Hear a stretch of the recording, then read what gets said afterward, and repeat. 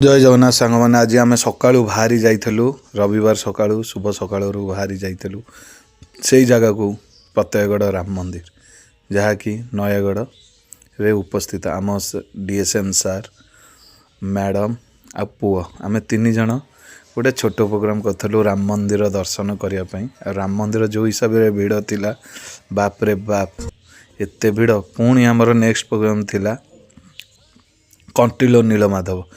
कंटिलो नीलमाधवर जो अपूर्व सुंदर दृश्य बहुत रास्तार बहुत मजा आसला। मु तो समस्त कहबी थरे जाइकी कंटिलो नीलमाधव बुलंतु। ता सहित ये होती आउ गोटे वेरी ब्यूटीफुल जगह प्लेस माने जोटा कहते नेचर नेचर बहुत मुंडिया हनुमान सेठी अच्छी नयगढ़ रे शायद कई विशेष विशेष जाए जानी नथिबे। आ सेठी गोटे एते छोट माने गुंफाटे अच्छी से गुंफा देखिए आपण जदि जीवे ना बहुत मनोरमा दृश्य। बस गुंफा भितर पशि पाइले है मु तो मोटा तापर भी मु पशि जाइली बहुत बढ़िया लगिला। केते देखंतु केते छोट गली जहाँकि गोटे लोक आसवा बहुत कष्ट किंतु बहुत बढ़िया जगह। बस तापरे जेतेबेले आपण बाहर को बाहर जाती ना से जो अपूर्व सुंदर दृश्य कही हुएनी ता भितर माँ वैष्णव देवी बसवास करती जहाँकि जी आम सेठिकार नना को आम पचारू पंडित नना को पचारू जे ये जहाँ जी जहाँ मानसिक करें ताहा सफल होता है। आउ सेटा को बहुत एंजॉयमेंट कलु। आज मु मो चैनल रे देखौची आपण देखंतु माँ वैष्णव देवी को दर्शन थरे जाइकी बुलिकी आसतु नयगढ़। ओह वंडरफुल प्लेस।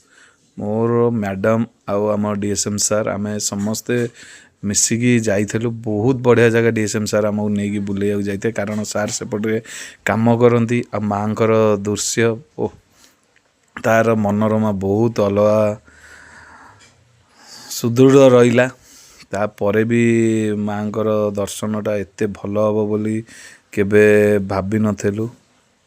बहुत बढ़िया दृश्य लोक बहुत भी सेठी मानसिक करिसंती जो कहती नयगढ़ नयगढ़ भी बहुत बढ़िया माने पर्यटन स्थली पलटि ताहार मनोरमा दृश्य आउता बाहर को आपण जेतेबेले जिबे माँ निजे बसबास बहुत लोक भिड़ होउचंती। आउ तापरे सेठी गोटे बड़ पत्थरटे अच्छी बस से पत्थर ऊपर को आस्ते आस्ते करी मु चढ़ेली जेहेतु ये निश्वास टिके कम नौली से आम देखा नेचर जोटा कि पूरा नयागढ़ से देखा जाउची। आपण देखिए केते सुंदर बहुत ये आम इवनिंग टाइम रे जाइलु। तापर माँ दुर्गांकर सेठी गोटे मूर्ति अच्छी बस।